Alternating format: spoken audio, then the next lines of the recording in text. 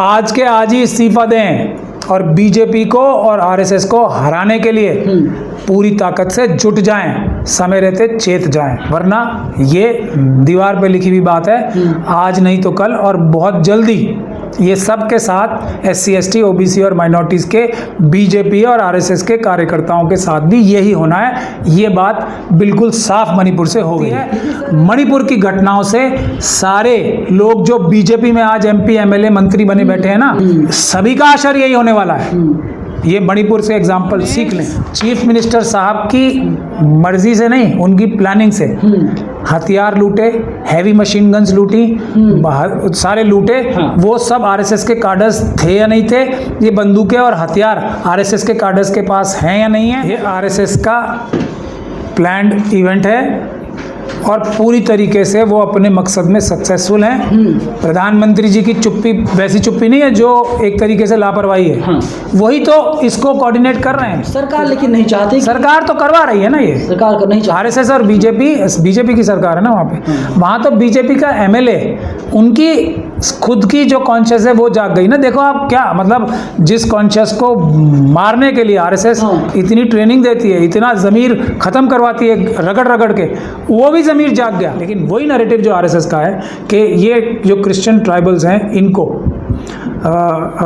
Burmese बता रहे हैं, बाहर से आए हुए बता रहे हैं, तो उससे मिज़ोरम के लोगों की भी भारत के प्रति जो वो प्रेम उनका डेवलप हुआ है, उसको ख़त्म करने के लिए ये आरएसएस की साजिश है।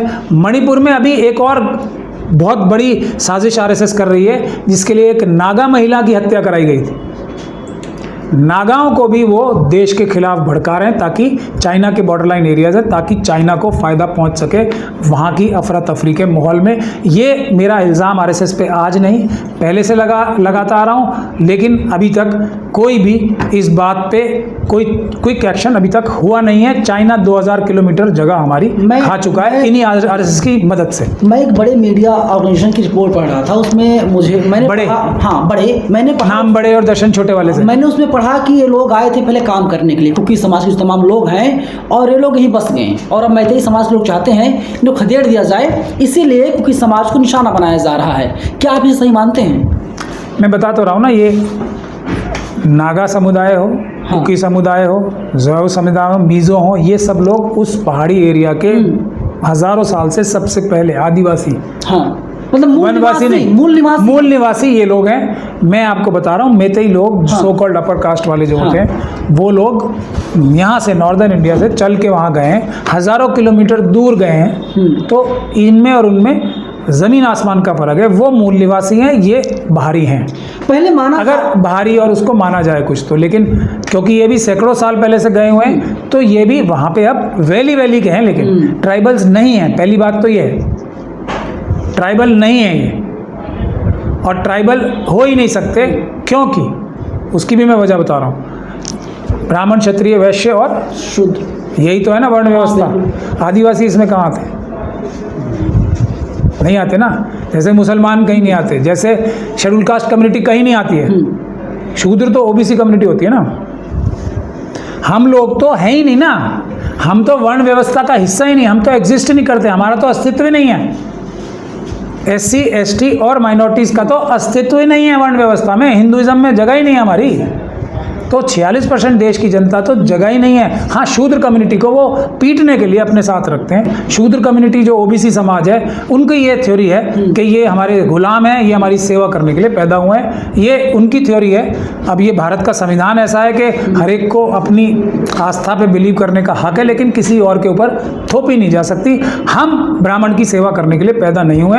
इंसान बराबर होता है, यही भारत का संविधान कहता है। हम ये बात किसी की मानने को तैयार नहीं है, और जो ये बात कहेगा हम उसको जेल भिजवाने के लिए तैयार हैं। सर, लोग मन में एक सवाल ये भी है कि क्या सिस्टम पूरी तरीके से कोलैप्स हो गया था, ढह गया था, या फिर ये पॉलिटिकल माइलेज के लिए किया गया सब कुछ, या फिर अडानी और अंबानी को फ़ायदा पहुंचाने के लिए ये पूरी प्लानिंग की गई, पूरा ब्लूप्रिंट तैयार किया गया, तब घटना को अंजाम दिया जा रहा है?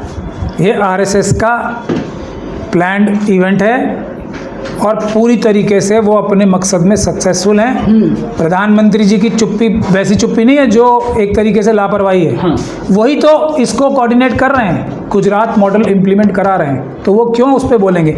लेकिन इस तरीके से ये बात बोलने की कोशिश या हिम्मत कोई कर नहीं रहा है, इसीलिए ये दुर्भाग्य है कि ये घटना सॉल्व नहीं हो रही है। अगर हम सब लोग मिलके इस बात को खुले तौर पे कहेंगे कि आरएसएस ने प्लान करके और इसके सबूत जुटाकर अदालत में पेश करेंगे कि ये आरएसएस की सहयोगी संगठन जो ट्रेन करके भेजे गए हैं, ये सारी घटना उन्होंने ऑर्गेनाइज की है, मैतेई समाज ने नहीं की, हिंदू समाज ने नहीं की है, ये आरएसएस के कार्डर्स ने की है। वहाँ पर मैतेई और कुकी भाई भाई तरह रहते थे।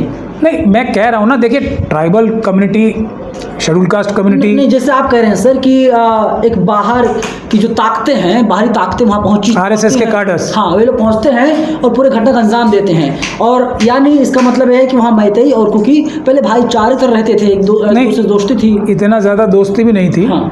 लेकिन फिर भी एक आपस में एक इक्विलिब्रियम बना के, बराबरी बना के रह रहे थे। जो मैतेई लोग थे वो वैली में रह रहे थे, जो 10% जगह है पूरे मणिपुर प्रदेश की, और जो ट्राइबल लोग हैं वो पहाड़ों में, जो कि 90% जगह। ये आपस में उनकी एक तरीके से अंडरस्टैंडिंग या कॉम्प्रोमाइज हुआ था, लेकिन आरएसएस के कार्डर्स ने जाके। लेकिन ये जो एलिगेशन आपका है, तो इसकी पटकथा कहीं ना कहीं लिखी गई होगी नागपुर और तेल अवीव, नागपुर और ज़ायनिस्ट फोर्सेस जो तेल अवीव में बैठी गई हैं, वहां से लिखी गई है। ये तो बिना आपके पास कोई साक्ष्य नहीं, कोई एविडेंस नहीं है, तो हो सकता है कि आप निराधार आरोप लगा रहे हो सिर्फ बदनाम करने के लिए आरएसएस को भी। अब आप लोग रिसर्च कीजिए, आप लोग तो ईमानदार जर्नलिस्ट हैं। आरामबाई तेंगुल, मेती लिपुन, ये 2 संगठनों के मैं नाम बता रहा हूँ आपको। ये आरएसएस के सहयोगी संगठन हैं या नहीं है, पहले आप ये तय कीजिए। और जो लोग ये घटना करते वीडियो में पकड़े गए हैं, वो और उनके पूरे लोग, जिन्होंने चीफ मिनिस्टर साहब की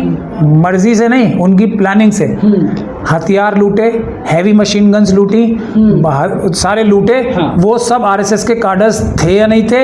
ये बंदूकें और हथियार आरएसएस के कार्डर्स के पास हैं या नहीं है। ये मैं इसलिए तो कह रहा हूँ, राष्ट्रपति महोदय वहाँ चली जाए, आर्मी अपने आप 3 दिन में सबको पकड़ के बंद कर देगी। सरकार लेकिन नहीं चाहती। सरकार तो करवा रही है ना, ये सरकार कर नहीं चाहती। आरएसएस और बीजेपी की सरकार है ना वहाँ पे। वहाँ तो बीजेपी का एमएलए, उनकी खुद की जो कॉन्शियस है वो जाग गई ना। देखो आप क्या, मतलब जिस कॉन्शियस को मारने के लिए आरएसएस इतनी ट्रेनिंग देती है, इतना ज़मीर ख़त्म करवाती है रगड़ रगड़ के, वो भी ज़मीर जाग गया। एक एमएलए बीजेपी के कह रहे हैं ना, बीजेपी के सारे एमएलए प्रोटेस्ट कर रहे हैं, तो देखो कितना बड़ा जुल्म किया होगा। जब आप आरोप बीजेपी आरएसएस पर लगाते हैं, तो सवाल ये भी है कि एक वहाँ के बीजेपी विधायक हैं, वे साउथ दिल्ली में रह रहे हैं और कह रहे हैं कि उनके ऊपर हमला किया गया, 60-70 लाख रुपए खर्च हो गए इलाज करवाने में, वे ठीक नहीं हो रहे हैं और आगे और भी रुपये लगेगा। लेकिन अभी तक कोई बीजेपी का नेता, मंत्री, विधायक, सांसद कोई नहीं पहुँच रहा है उनका हालचाल जानने के लिए। मैं हंसी तो आ रही है, लेकिन मेरा मन रो रहा है। ये मैसेज है सभी schedule caste, schedule tribe, OBC और मुस्लिम, सिख, क्रिश्चियन, बौद्ध के लिए, जो आरएसएस और बीजेपी में किसी ना किसी तरह से जुड़े हुए हैं। मणिपुर का एग्जाम्पल उनके लिए ज्वलंत एग्जाम्पल है। कल उनके साथ, सभी के साथ, उनके परिवारों के सभी के साथ ये करने की प्लानिंग, ये मनुवादी मानसिकता रखती है। मणिपुर की घटनाओं से सारे लोग जो बीजेपी में आज एमपी, एमएलए, मंत्री बने बैठे हैं ना, अगर प्रधानमंत्री भी झूठ नहीं बोल रहे हैं, वो भी ओबीसी समाज के हैं, तो वो भी समझ लें इस बात को। मुझे तो उनकी किसी बात पे भरोसा नहीं होता ना, कि वो इस बात को भी वो एक झूठ की तरह ही मैं लेता हूँ कि वो ओबीसी समाज से आते हैं। शिवराज सिंह जी भी समझ लें, सभी का असर यही होने वाला है। ये मणिपुर से एग्जाम्पल सीख लें, खुद उनके मंत्रियों के साथ ये हो रहा है, जो मणिपुर के मंत्री हैं। आप ये कहना चाहते हैं अभी झांकी है, पूरी जो पिक्चर है अभी बाकी है। तो आज के आज ही इस्तीफा दें और बीजेपी को और आरएसएस को हराने के लिए पूरी ताकत से जुट जाएं, समय रहते चेत जाएं, वरना ये दीवार पे लिखी हुई बात है, आज नहीं तो कल और बहुत जल्दी ये सब के साथ SC ST OBC और माइनॉरिटीज़ के बीजेपी और आरएसएस के कार्यकर्ताओं के साथ भी यही होना है। ये बात बिल्कुल साफ मणिपुर से हो गई है। लेकिन सर, मेरा आखिरी सवाल आपसे होगा कि जिस तरीके से जिस व्यक्ति ने, जिस बंदे ने वीडियो को वायरल करवाया था और फिर इसके बाद में गृह मंत्री अमित शाह ने कहा कि जिसने वीडियो बनाई थी हमने उसको गिरफ्तार कर लिया है, यानी जो जुर्म कर रहा है, जो अपराध कर रहा है, उसे सजा दी जाए, लेकिन जो वीडियो बनाकर वायरल कर रहा है उसे भी सजा दी जाए। यानी अब पत्रकारों को डरने की ज़रूरत है। हालांकि हमने वीडियो वायरल नहीं किया, पुलिस ने गिरफ्तार कर लिया है।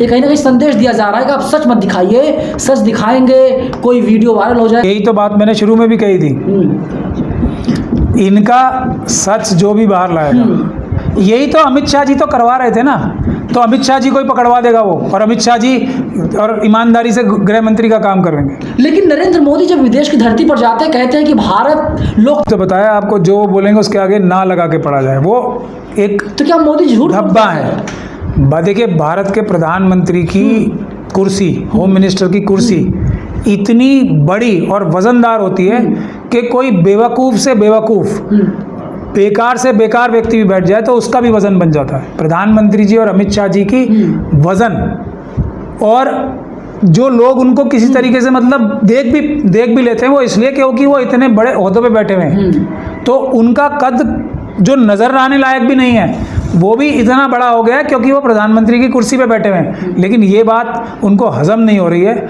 उनको बहुत ज़्यादा बदहज़मी हो गई है, इसीलिए वो अपनी जो उनकी ओरिजिनल स्थिति है उससे बहुत निकल के बढ़ चढ़ की बात करें। वरना एक प्रधानमंत्री के मुंह से आप ये सुन सकते हैं कभी कि गैस जो है वो चूल्हा उससे जला लूँगा मैं, नाली में गैस नाली डाल के, ये मतलब रोना आता है हमें देख देख के ऐसा व्यक्ति उस पद पे बैठा है।